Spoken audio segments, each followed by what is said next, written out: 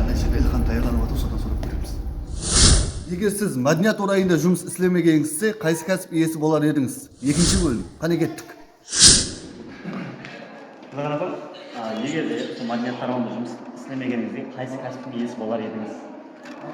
Енді менің бала кезімдегі арманым сатушылық болған. Қазіргі мен заман несіме айтқанда тадбиркар хаял болған болар еді, ісілермен аян.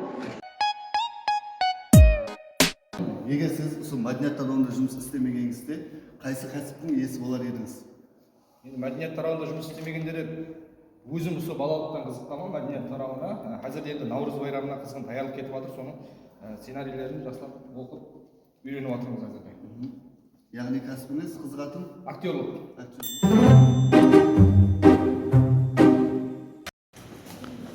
Қайсы кәсіптің иесі болар едіңіз?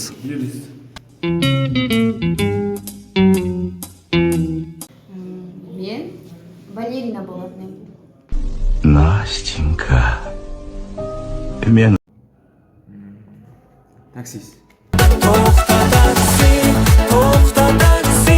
Егер сіз мәдениет орайында жұмыс істемегенде, қайсы кәсіпті танылар едіңіз? Ішкі істерді істеген болар едім.